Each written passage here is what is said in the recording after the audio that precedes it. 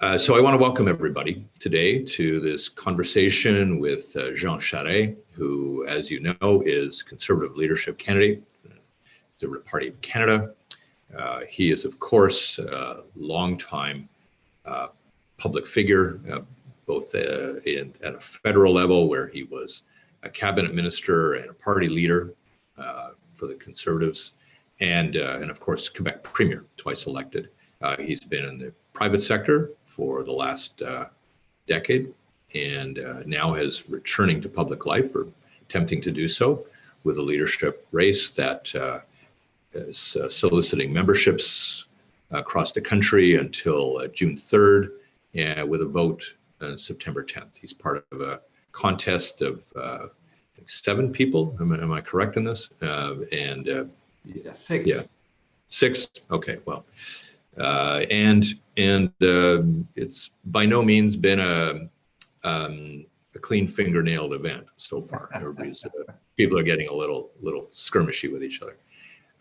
But I thought, what we do, if you have a moment or two, just talk a tiny bit about why you want to do this, and then we're going to open it up for questions from our group. I'd encourage the group to use chat in our thing, so I can make sure that I get the order of hands and all this one properly. So, Mr. Charest, good to see you again, and feel free to entertain us here for a minute or two, and then we'll entertain you with our questions. Thank you very much, Kirk, and thank you, all of you, for making some time for this call today. I was just, if you had not already tuned in, I was mentioning to Kirk that I will be traveling with my wife Michelle to British Columbia tomorrow. We'll be there Friday, Saturday, and Sunday, and traveling back on Monday, and look forward to it. We will be, of course, in Vancouver as we arrive, but also we'll be going to Victoria and Nanaimo.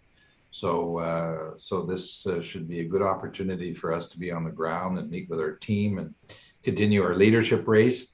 Let me give you a few technical refreshers on how this race is organized. It's the members of the party who vote.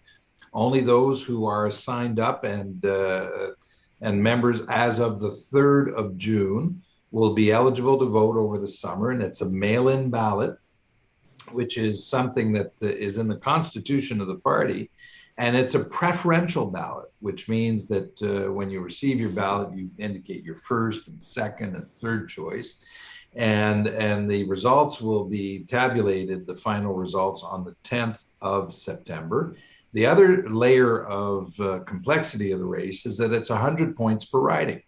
So, and to have the 100 points, you have to have at least 100 members in each riding, which means that a riding that has 5,000 members and a riding that has 200 members is going to give the winning candidate in that leadership race the same equivalent number of points. So it does add to the complexity of the race, and it explains why it's difficult to find, to try to decode who is where and who's doing what.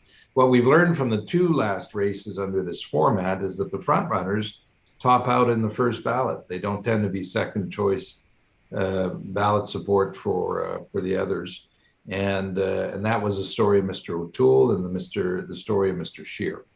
Now, I'm in this race because the common thread of everything I've done in my life has been about Canada, and I believe in the country very deeply, and I repeat everywhere I go how lucky we are to be citizens of this country.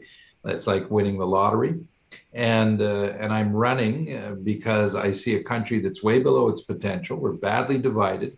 It isn't just east-west. It's also rural, urban, new Canadians.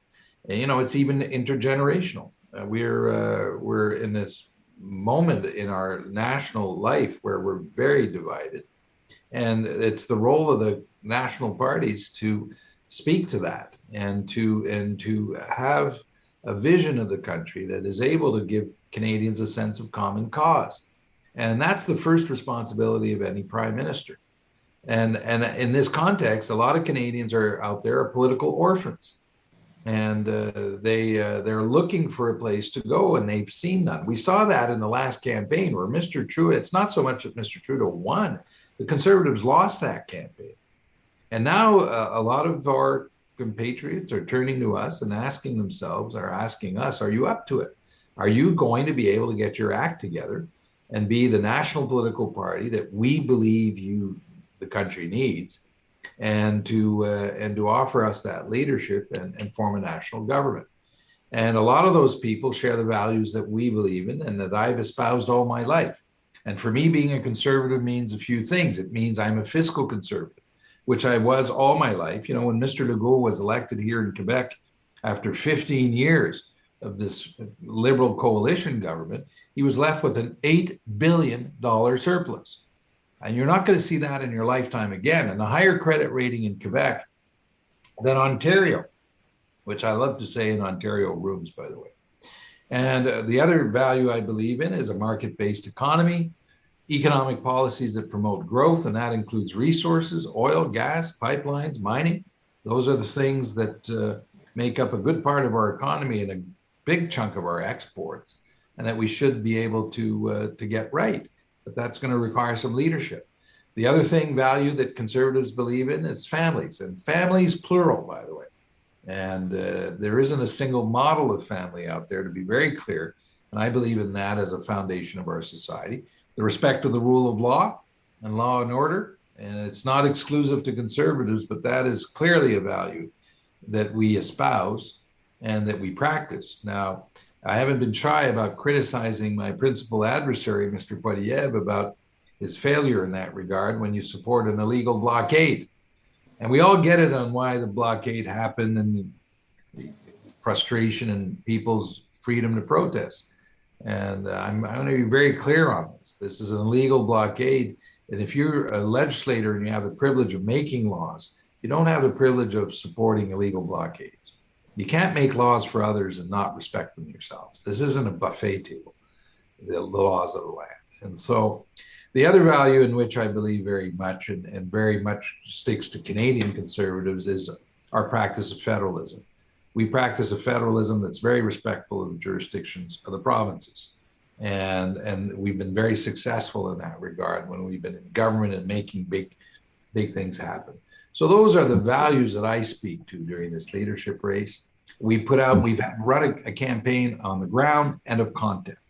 And we put out more policy initiatives than any other campaign, whether on defense, on families and daycare, on violence towards women, on housing, on resources and climate, all these things. One of the things, and I'll close with this, that is clear in our mind though, if we're going to form a national government, we have to be successful in parts of the country where we've been shut out. That includes the GTA in Toronto. There's 53 ridings, we have 4. It includes the lower mainland of British Columbia. It includes the island of Montreal. And in fact, a good part of Quebec, there's 32 Bloc MPs in Quebec, 32 Bloc MPs. I am their retirement plan.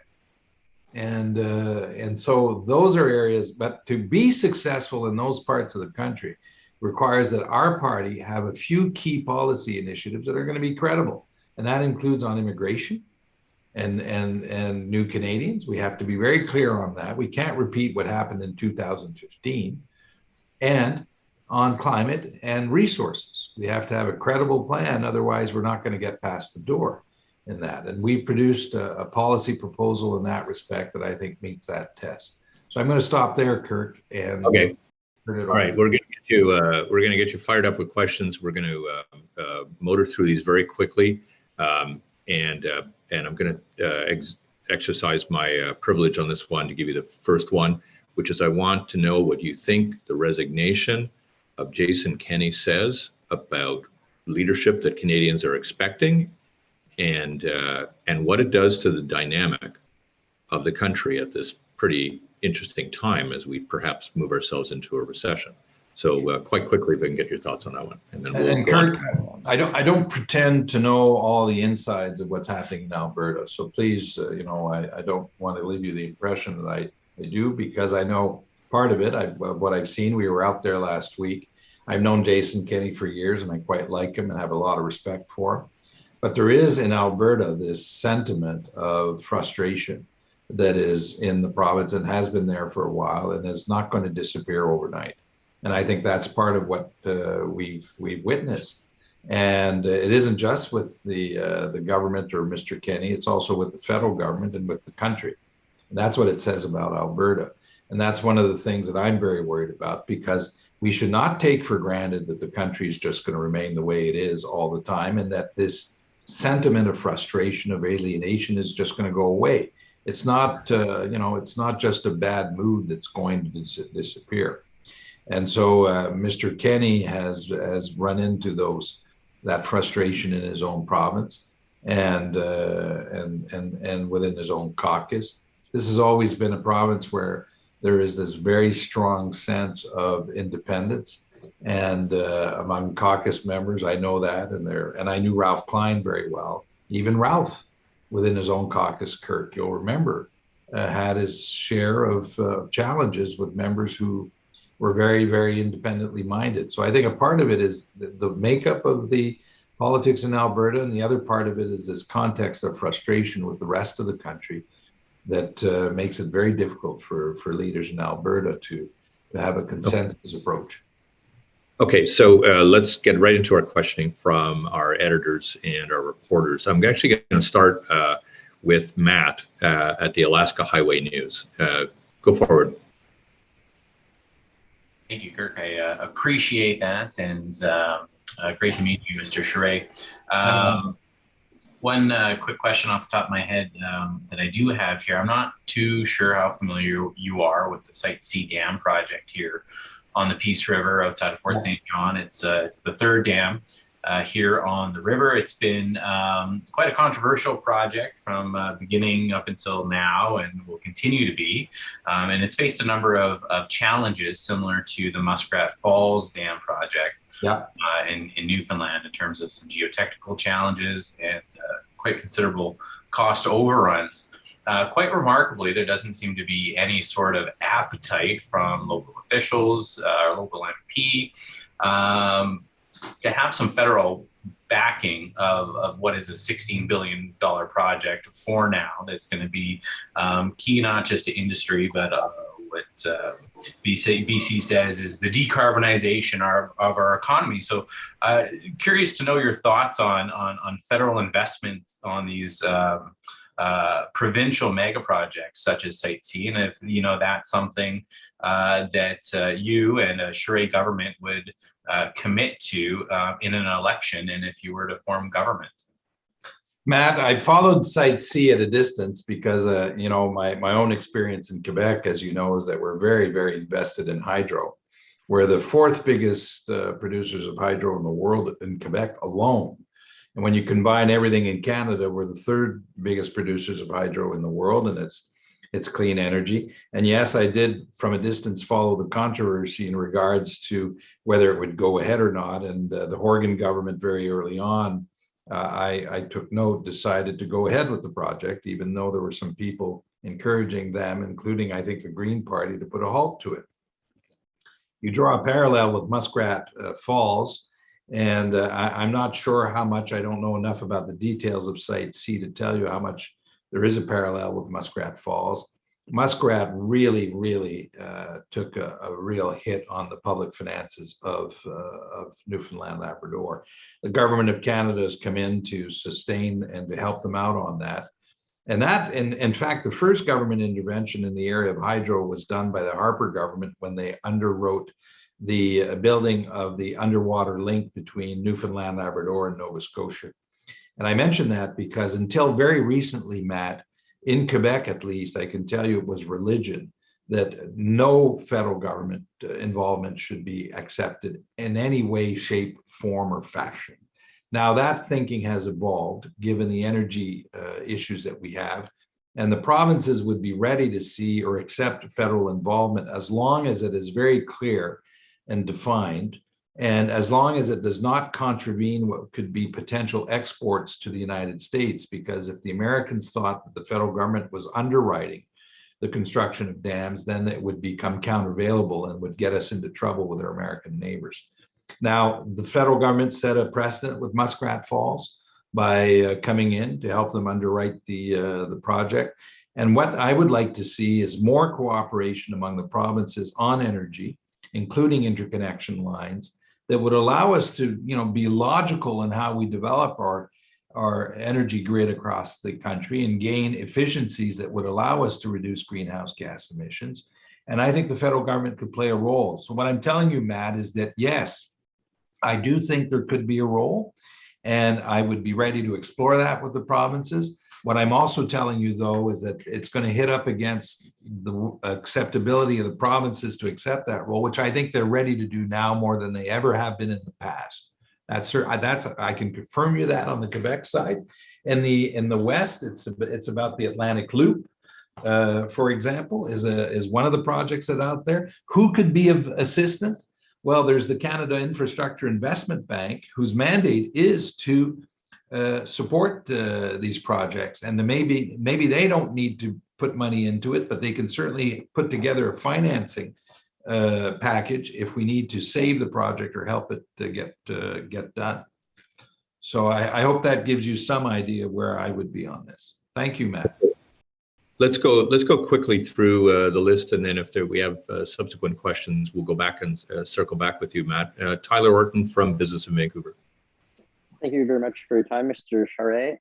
Hi. Look, housing costs here in Metro Vancouver and other parts of British Columbia, they're pretty much divorced from where incomes are.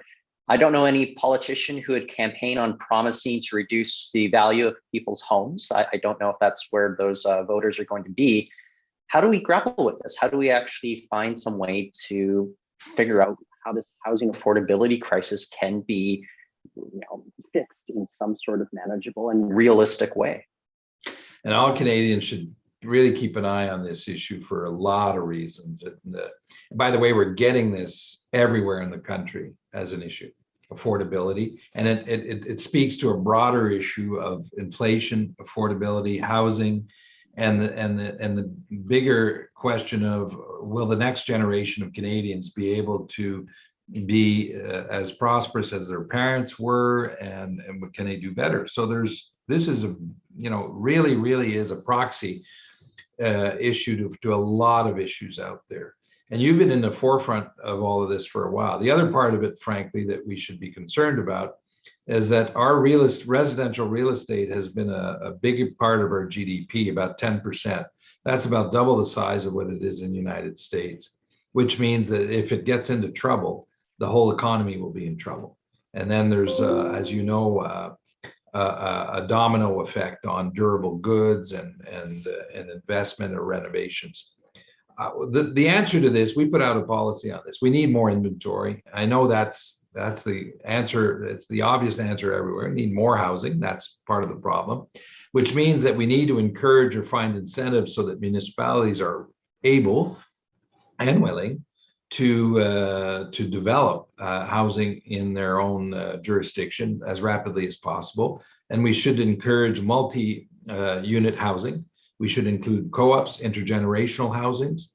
We, in my policy, I'm also want to revive the tax credit that was there for those who are going to build multi-unit residential buildings. I would also give a capital gains.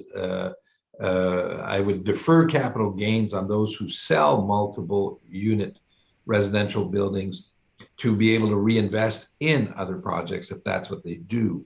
The idea is, and that's part of the menu of things that we could do to get there as rapidly as we can. The other difficulty we're going to run into is that the number of policies we can put out there may actually make the problem worse rather than better. So those are among the things that I would do. And the last thing I would add is that we need people to actually build the houses. I mean, we're in this conundrum where the labor shortages are such that even if we had everything we needed to build the house, we may not actually have the hands and the folks who can do it. And I would create a special pathway for housing workers, or able to how do you say, draftsmen, the workers who build the houses, so that we can accelerate immigration and allow us to have the labor to actually get the job done. Great. Let's go to Bob Kronbauer at Vancouver is Awesome. Thanks for your time today, Mr. Charest.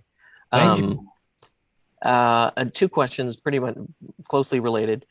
How many Pacific salmon have you caught in your lifetime? And what are your thoughts on DFO's commitment to transitioning from open net pen farming in BC? I've caught a few Pacific salmon in my lifetime. I've had the opportunity of fishing, and I've fished in the East Coast. So I've gone fishing. I love it, and I'm a hunter. And it's one of the great sources of attraction investment in British Columbia. Now, I'm going to ask you to re-ask your question, because I'm not sure I'm familiar with the issue that you're talking about here. Could you? So the federal government has committed to phasing out open net pen salmon farming in British Columbia due to a number of issues, pathogens being one of them. Yeah. And they're on the migratory route of many of our Fraser salmon that go through the Discovery Islands. And it's June 22nd is when 79 of the federal licenses are set to expire. They did some consultation on it last year, and it's the time is ticking right now. Just wondering what I guess if you're not familiar with it, your thoughts on open net pen salmon fishing. I'm not familiar with it, Bob. I'm sorry. And so I'm not going to try to give you an answer, since I'm not familiar with it. But I do know that when this type of farming is done, and I saw a report very recently, may have been as recently as yesterday, about oyster also farming in the West Coast, that it needs to be very closely regulated to make sure that it is done in a way that avoids contamination, and make sure that we don't also how could I say that we be a nuisance to the ecosystem on the coast for the salmon. So that's as much as I know about. It used to be that I was once the federal minister of the environment, and fish is a federal jurisdiction. So I know that, and the Department of Fisheries run a very tight shop on these issues. So I would certainly tend to be quite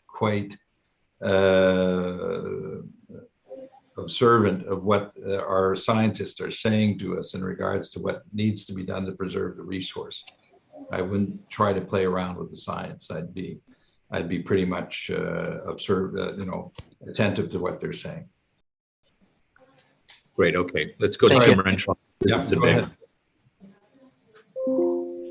Jean, hi. Thanks for taking the time for a chat today. Thank you. I wanted to ask you, on the scale of fiscal conservatism, with 10 being very conservative and 1 being very much like the Liberals, where does Jean Charest rate himself? I'm not sure. I don't like scoring myself, Tim. It's always a loser's game. I mean, in the sense, it's a reason for anyone to come in. Let's look at the record. When I was Premier of Quebec, we ran a very tight shop. I'll share the short story with you. When I was in the federal parliament leading the Progressive Conservative Party, Mr. Chrétien, to balance the books, cut cash transfers to the provinces and healthcare 40% in a single swoop, 40%. It very much destabilized our healthcare system. Then Lucien Bouchard in Quebec, he's Premier, wants to balance the books in 98. And he retired, paid 5,000 nurses to retire and 1,300 doctors to retire. You look back on that today, you say, this makes sense at all. Now, when I was elected in 2003, after seeing that, what I did was make sure that program spending was always below nominal growth. And that requires doing something that is the most underestimated thing in politics, discipline. And we applied that for the 10 years that I was in there. And that meant that after 15, because Mr. Couillard followed in the last, Mr. Legault was left with an $8 billion surplus. $8 billion. You're not going to see that in your lifetime again. And a higher credit rating in Quebec than Ontario. I love to say that in Ontario rooms, by the way. But that's the fiscal conservatism that I practiced in my lifetime. And when I left office, real disposable income in Quebec had gone up relative from 2003 to 2012.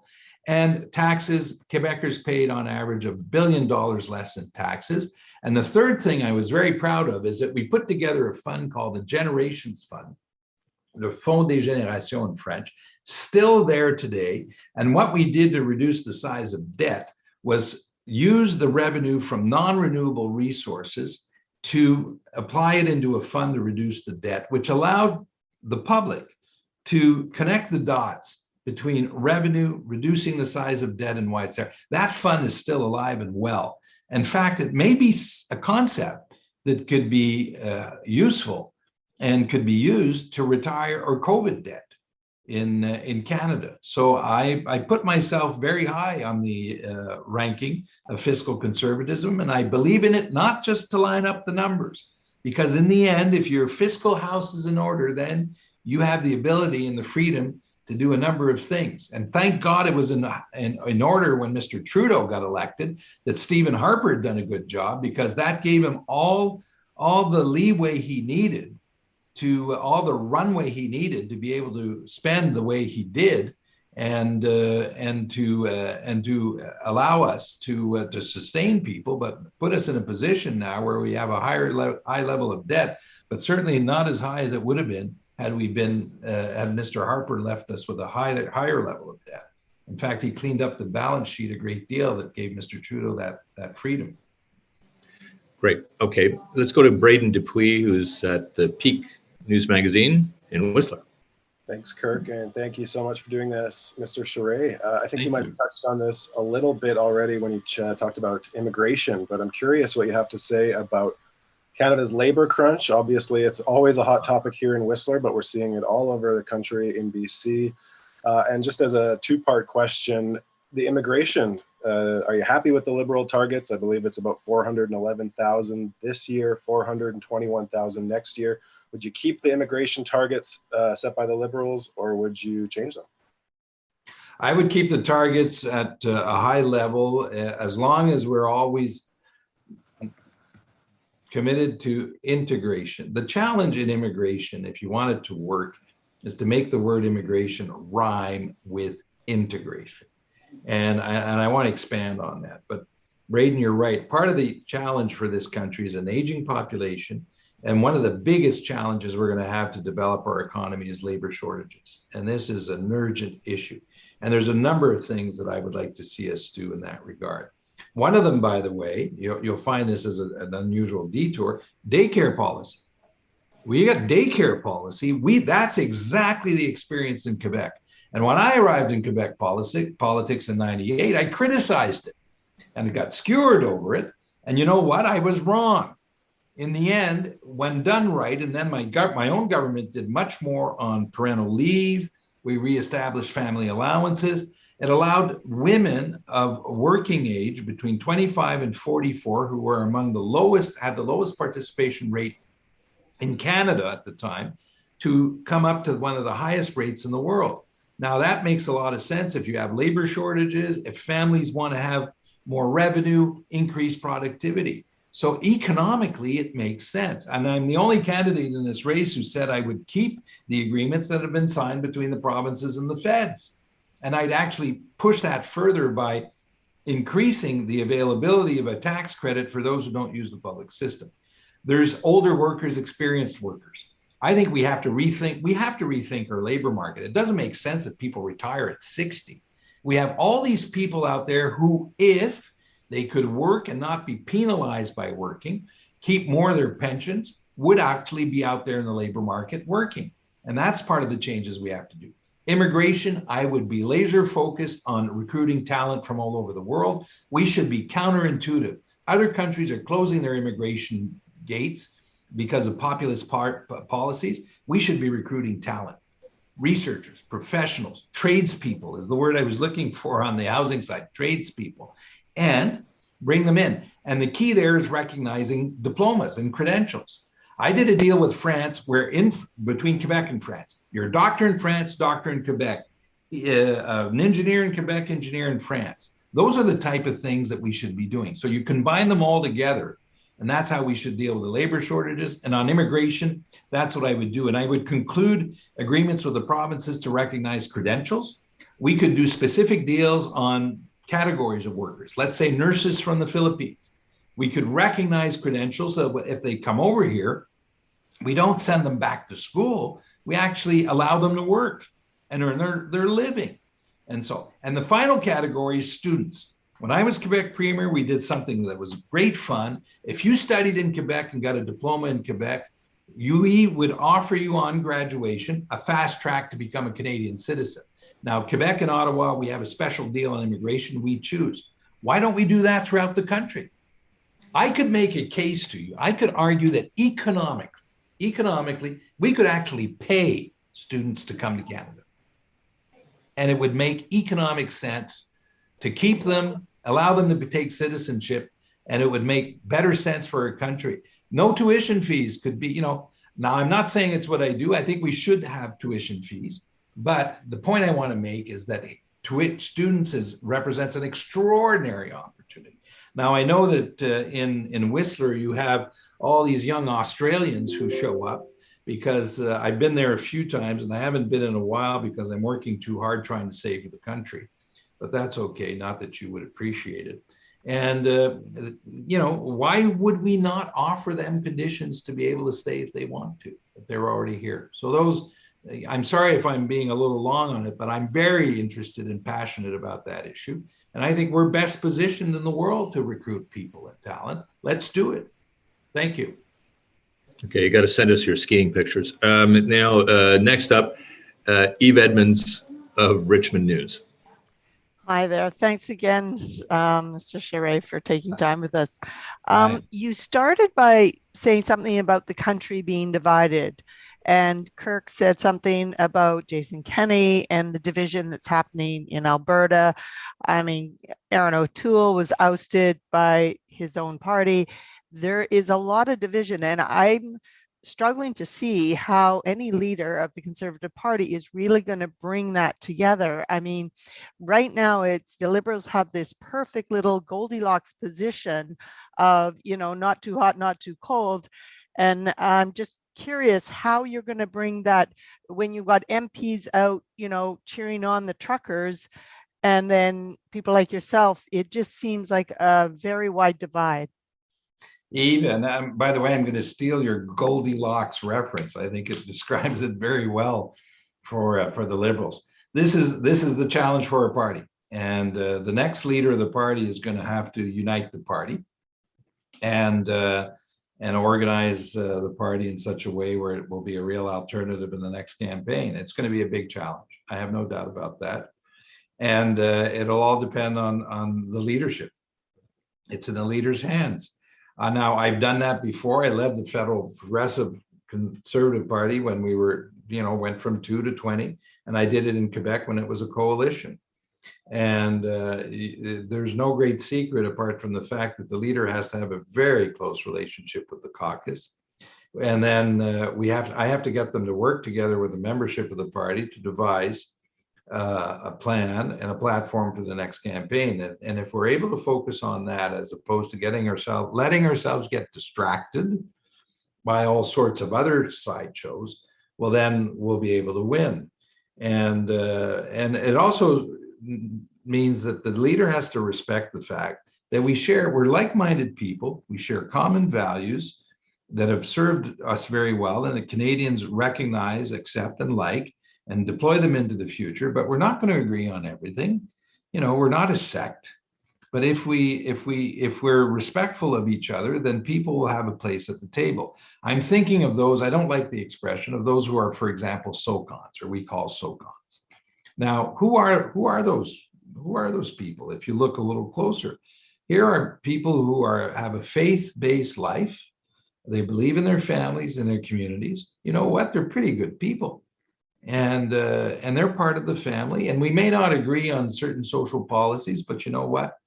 It's the leader's job to make sure that they feel that they're part of the family and they're in the first row and they're not relegated to a secondary position. A big challenge, because the mood isn't always very good. I mean, there is some people who are angry and mad out there, but we have to move beyond that. We can't build for the future based on anger. It's not going to carry us. But the leader needs to speak to that. It's the leader's job to do that, and I'm hopeful I would be able to carry the day. Thank you. And I will steal the Goldilocks concept. Thank you. We'll send you the bill for that. We need the revenue here in journalism right now. Robert, with Peak News, here you go. Go to it. Hello, Mr. Charest. Thank you for doing this conversation. Can you guys hear me all right? Yeah. Yes. Okay. You mentioned Australians. So one of O'Toole's most popular policy positions, I think when he was running, was bringing in Kanzuk. So I was curious if you're in favor of bringing in a free visa travel regime with the Australians, New Zealand, and the United Kingdom if you were to become Prime Minister. I would, and Robert, I would expand that to other countries also. I thought, and I was consulted by Aaron's team on that because I had initiated the Canada-Europe Trade Agreement, and this was in 2007. Actually, it was in Davos that the first meeting happened with the European Commissioner of Trade, and I'm a believer in all those things. One of the things I've been very involved as honorary chair of the Canada ASEAN Business Council. Now, we worked very hard for the last 4 years to convince both parties, ASEAN and the Government of Canada, to enter into trade negotiations, and they've done that. But you're putting, and Aaron had put his finger on something more substantive around just trade. And that's the ability of people, the mobility of people, and the ability to be as seamless as possible and allowing them to move around. That's what the future of the world will be, by the way. Immigration, a part of it may be refugees, but there's a higher and higher number of what we call aspirational immigration. That includes students and professionals, and that's what the world will be about. I have a daughter in Hong Kong. She married a Frenchman. He's from France. They had a daughter in New York. She's American. She's born in New York, and they had a son in Hong Kong. We don't know what he is. So, but that's, and I'm sure that if I went around the table with you today, you all have similar stories. So I'm very favorable to that. But I see the key for Canada in our ability to recruit talent, but also integrate them by recognizing credentials and working on that. If we get that right, we're going to put Canada in a very good position in the world. That's where the key will be. Countries who get that right will be way ahead of other countries. Thank you. I want to go back to an earlier questioner, Matt Preprost in Alaska Highway News, because I'm sure, Mr. Charest, you don't get up to Fort St. John very often. So no. There you go. Few do. Coming back to what you were saying earlier, Mr. Charest, just talking about kind of a divided country. Obviously, you have some sense that conservatives are divided in some sense in kind of Western and Eastern Canadian lines. I want to get your thoughts on electoral reform, parliamentary reform, kind of your thoughts if you think that the perceived imbalance of political power between the Eastern Canada and Western Canada can be resolved, to the satisfaction of some Western Canadian conservatives who would rather split off from the rest of the country and create their own little nation within Canada. What you might think of things like an elected Senate as well, which is an issue for some Western Canadian conservatives. Thank you, Matt. And there's a lot on that question. Let me start with parliamentary reform that you did mention. There's two things I would change in parliamentary reform. And the first one is that I would borrow from what the British House of Commons have done, and the chairs of committees should be elected by all the members of the House as the Speaker of the House is elected, which gives them legitimacy, more autonomy. It means that it isn't the Prime Minister's office who's choosing them, and more autonomy to be able, with budgets, to be able to do the work they want to do. And I'm thinking of rebalancing the concentration of power within the Prime Minister's office. All of us know, in our British parliamentary system, if you have a majority, the Prime Minister is pretty much calling the shots on everything. He or she has all the levers. So this would be a balance. The other thing I would do that would be, I think, very helpful, and I borrow from Quebec politics, is that a minister who presents a piece of legislation should have to sit in committee throughout, from the moment they table it to the moment they leave committee.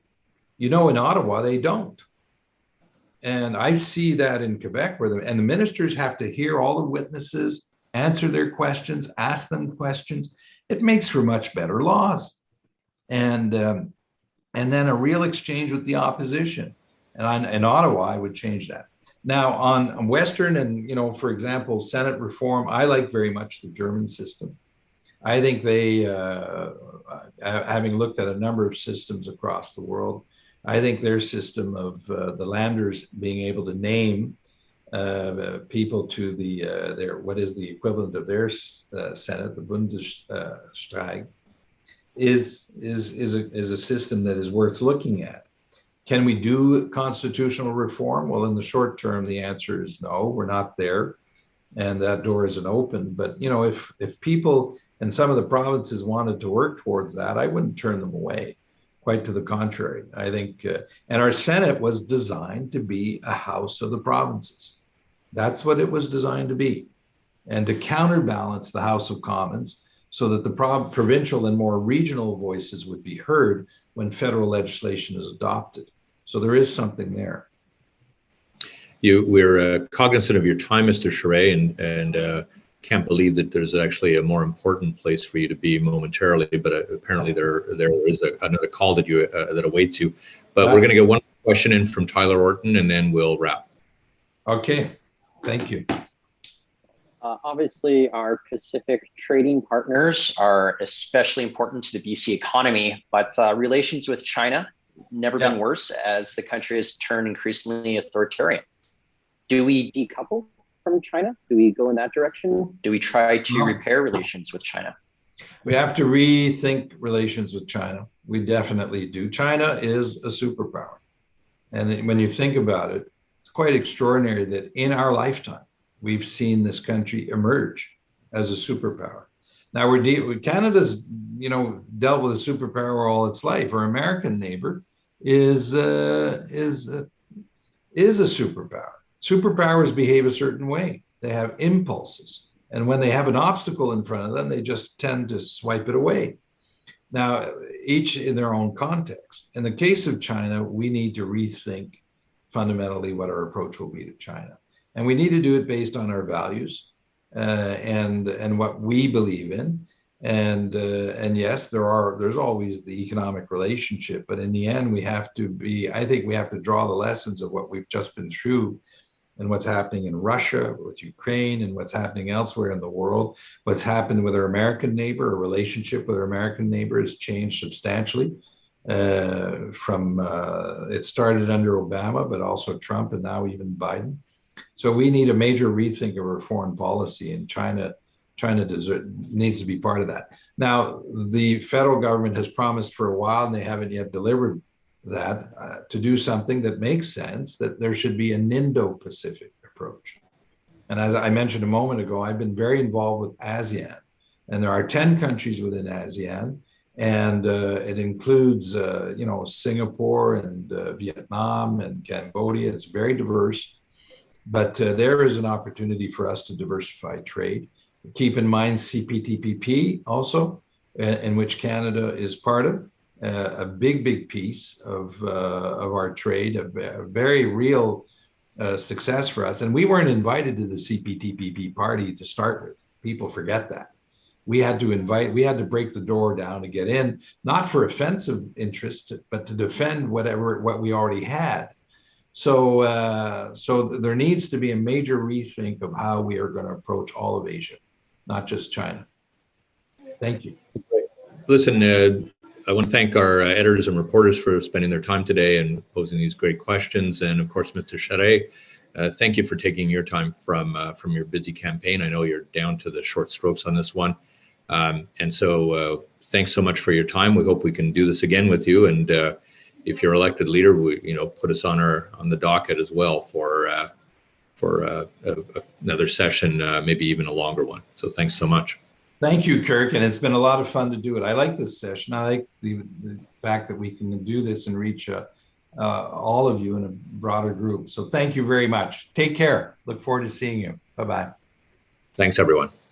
Bye.